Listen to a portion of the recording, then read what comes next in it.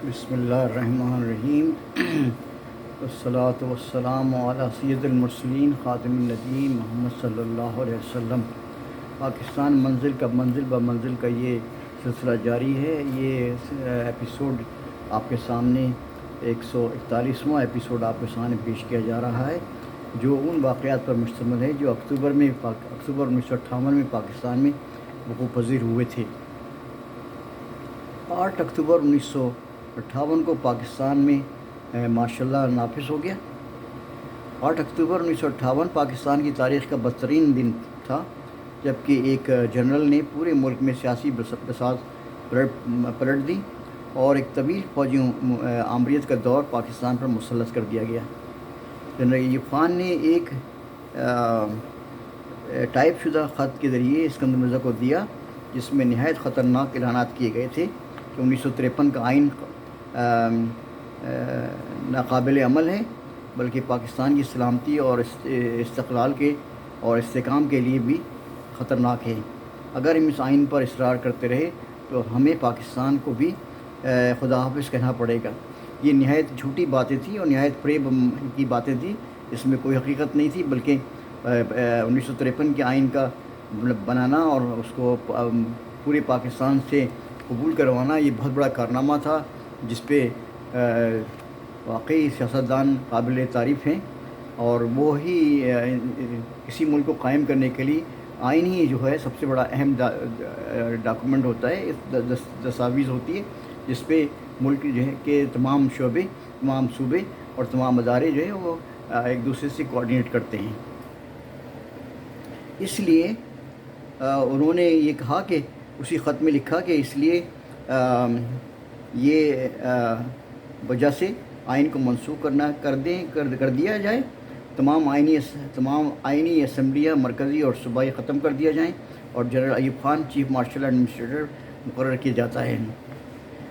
یہ اصل میں تھا کام کہ وہ چیف مارشل ایڈمنسٹریٹر مقرر ہونا چاہتے تھے وہ حضرت، اور یہ خط اسکندر مرزا کو دستخط کرنے پر مجبور کر دیا گیا، جو وزیر اعظم فیروز خان کے نام تھا، اور اس پر 7 اکتوبر 1958 کی تاریخ لکھی ہوئی تھی۔ ایوب خان ایک نہایت شاطر فوجی افسر تھا، اور 1948 میں قائد اعظم نے اس کو سزا کے طور پر مشرقی پاکستان میں منتقل کر دیا تھا، اور اس کی پرسنل فائل پر لکھا تھا کہ یہ شخص سیاسی مقاصد رکھتا ہے اور پاکستان پر حکومت کرنا چاہتا ہے، اس لیے اس پر خصوصی نظر رکھنی چاہیے۔ اس سلسلے میں قائد اعظم محمد جناح سردار عبدالنشتر کے سربراہی میں ایک کمیٹی مقرر کی، جس میں ان سے کہا گیا کہ اس کے بارے میں انویسٹیگیشن کریں، اس کے بارے میں معلومات کریں کہ ان کے کیا ارادے ہیں ایوب خان کے۔ لیکن قائد اعظم محمد جناح کا انتقال ہو گیا اس وقت سے پہلے، جبکہ وہ کوئی خاص قدم اٹھاتے اس سلسلے میں۔ ایوب خان مزید اختیارات چاہتا تھا، اس لیے 24 اکتوبر 1958 کو اس کو ملک کا وزیر اعظم بنا دیا گیا۔ ایوب خان نے اسی دن فل فوجی یونیفارم میں اپنے نئے عہدے یعنی پاکستان کے وزیر اعظم کا حلف اٹھا لیا۔ پاکستان کی پہلی فوجی کابینہ 24 اکتوبر 1958 کو ایوب خان کی نئی کابینہ اپنے عہدوں کا حلف اٹھایا۔ اس کابینہ میں 3 یونیفارم فوجی افسران شامل تھے: lieutenant general Azam Khan, lieutenant general Wajid Burki اور لیفٹیننٹ جنرل کے ایم شیخ، جو ایوب خان کے ذاتی دوست اور ان کی انر کیبنٹ کے اور انر سرکل کے اور انر کلب کے ممبر تھے۔ ان کے علاوہ 8 ربر اسٹیمپ سویلین وزراء بھی شامل تھے اس کیبنٹ میں، جن کے نام یہ ہیں: منظور قادر، ایف ایم خان، حبیب الرحمان، ابو القاسم، حفیظ الرحمان، محمد شعیب، مولوی محمد اسماعیل اور ذوالفقار علی بھٹو۔ ایوب خان نے صدر اسکندر مرزا کو جبری رخصت کر دیا۔ صدر اسکندر مرزا آئینی صدر تھے اور 1956 کے آئین کے مطابق منتخب تھے، مگر ایوب خان مکمل اختیارات پر قبضہ کرنا چاہتے تھے اور 1956 کے آئین کو ہمیشہ کے لیے ختم کر دینا چاہتے تھے۔ 27 اکتوبر 1958 کو ایوب خان کی کابینہ نے اپنے عہدے کی حلف اٹھا لیا، اور ایوب خان کے حکم پر 3 فوجی جنرل واجد علی برکی، اعظم خان اور کے ایم شخص جو ہے وہ شامل تھے، اور ان کی وہ تینوں یہ صدر پاکستان کی رہائش پہ پہنچے، پریزیڈنٹ ہاؤس پہ، اور انہوں نے بندوق کے طور پر اسکندر مرزا سے ان کے استعفیٰ پر دستخط کرا لیے۔ اور اس کے ساتھ ساتھ جو ان کی اہلیہ تھیں ناہید اسکندر مرزا، ان کے ساتھ بھی بہت غیر اخلاقی رویہ اختیار کیا ان جنرلس نے۔ جنرل ایوب خان بہت زمانے سے اس موقع کے انتظار میں تھے، اور پاکستان کے قیام کے ساتھ بھی ان کی تمام سرگرمیاں ملک کے دفاع کو مضبوط کرنے کے بجائے اپنی شخصیت اور سیاست کو ابھارنا تھا۔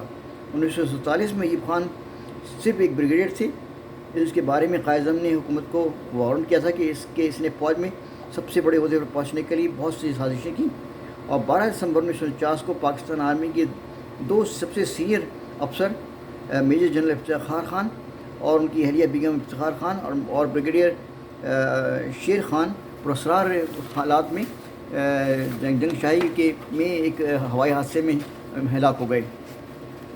یہ عجیب و غریب واقعہ تھا کہ دو پوری فوجی افسروں کی بڑی جو سینئر وہ تھی کیبنٹ سینئر جو وہ تھی آرگنائزیشن، اس کے جو ممبر تھے وہ سب اس جنگ شاہی کے حادثے میں ہلاک ہو گئے تھے۔ 6 ستمبر 1950 کو صرف میجر جنرل ہونے کے باوجود انہوں نے مرکزی حکومت کے ساتھ مل کر اپنے آپ کو کمانڈر چیف کے عہدے کے لیے نامزد کر دیا۔ اس وقت بھی ان سے سینئر 3 فوجی افسران میجر جنرل اکبر خان، میجر جنرل NEM رضا اور میجر جنرل اسکندر کریم موجود تھے، مگر اسٹیبلشمنٹ کے ساتھ مینیپولیشن کے ذریعے میجر جنرل ایوب خان 6 دن کے بعد لیفٹیننٹ جنرل ہوئے، اور 2 دن کے بعد جنرل، اور اس کے بعد کمانڈر چیف، اور پھر مستقل طور پر 12 سال تک فوج کے اعلیٰ عہدے پر فائز رہے۔ 8 اکتوبر 1958 کو جنرل ایوب خان نے ریڈیو پاکستان سے خطاب کیا، اور انہوں نے وہ وعدہ کیا جو کبھی پورا نہیں ہوا۔ انہوں نے کہا پاکستان میں آخرکار جمہوریت کو بحال کر دیا جائے گا، جو وعدہ 12 سال تک پورا نہ ہو سکا۔ 9 اکتوبر 1958 کو جنرل محمد موسیٰ کو پاکستان کی آرمی کا ڈپٹی کمانڈر چیف مقرر کر دیا گیا۔ 10 اکتوبر 1958 کو جنرل ایوب خان نے اعلان کیا کہ مارشل لا صدر پاکستان اسکندر مرزا کے تابع ہے، لیکن یہ حقیقی بات نہیں تھی، بلکہ ایوب خان ہر چیز پہ حاوی تھے اور ہر چیز کو کنٹرول کر رہے تھے اور ہر چیز پہ کے بارے میں فیصلہ کرتے تھے۔ 11 اکتوبر 1958 کو جناب ذاکر حسین نے مشرقی پاکستان کے گورنر کے عہدے کا حلف اٹھایا۔ 12 اکتوبر 1958 کو فوج نے سیاسی قیادت کو کرش کرنا شروع کر دیا۔ شیخ مجیب الرحمان، بھاشانی، عبدالحمید چودھری، منظور قادر، عبدالخالق کو گرفتار کر لیا گیا۔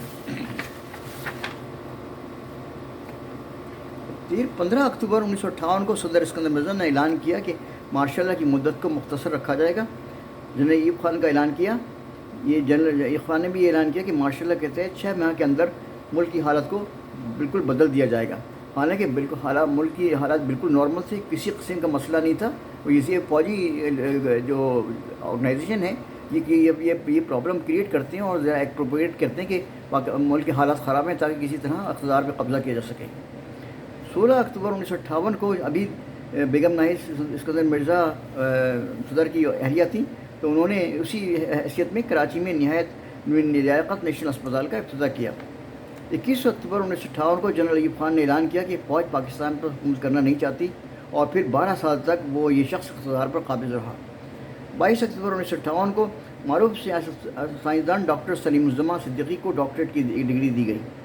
28 اکتوبر 1958 کو جنرل موسیٰ فوج کی کمانڈر مقرر ہوئے، اور پاکستان پر عملی طور پر فوجی افسران کا مکمل قبضہ ہو گیا۔ General Musa, vice admiral Chaudhry اور air vice marshal Azhar Khan deputy chief martial administrator بنا دی گئی، اور تمام انتظامی معاملات پر کنٹرول انہوں نے حاصل کر لیا۔ 29 اکتوبر 1958 کو جنرل بختیار رانا نے مغربی پاکستان کے ناظم اعلیٰ یعنی ویسٹ پاکستان کے چیف مارشل ایڈمنسٹریٹر کا اختیارات سنبھال لیے۔ منظور قادر اور حبیب الرحمان فوجی حکومت کے ارکان کی حیثیت سے انہوں نے وزارت کا حلف اٹھایا۔ یہ واقعات میں نے آپ کے سامنے اکتوبر 1958 کے پیش کیے تھے۔ میری گزارش ہے کہ اس کو آپ ڈسٹریبیوٹ کریں، اس کو پرسکرائب کریں اور لوگوں کو بتائیں کہ یہ پاکستان کے یہ حالات تھے، اور اس طرح یہ ایک سویلین حکومت کس طرح فوجی حکومت میں ٹرانسفر ہو گئی، اور کس طرح فوج نے سویلین حکومت کو خارج کر کے باہر نکال کے اپنے آپ کو اقتدار پر مسلط کر لیا، اور ہر بڑے ڈپارٹمنٹ، ہر بڑے ادارے کا جو ہیڈ تھا وہ فوجی مقرر کر دیا۔ حالانکہ 1958 سے پہلے کسی ادارے کا ہیڈ جو ہے وہ فوجی نہیں تھا۔ میری اللہ تعالیٰ سے دعا ہے کہ اللہ تعالیٰ پاکستان کے اداروں کو حفظ و امان میں رکھے، اللہ تعالیٰ حفظ و پاکستان کی سر کو سلامت رکھے، اور پاکستان کے تمام اداروں کو اپنے اپنے حلقے میں، اپنے اپنے ڈومین میں، اپنے اپنے سرکل میں صحیح طرح کام کرنے کی توفیق عطا فرمائے، اور سویلین حکومت کا بول بالا ہو۔ اللہ پاک پاکستان کی حفاظت فرمائے۔ پاکستان پائندہ باد۔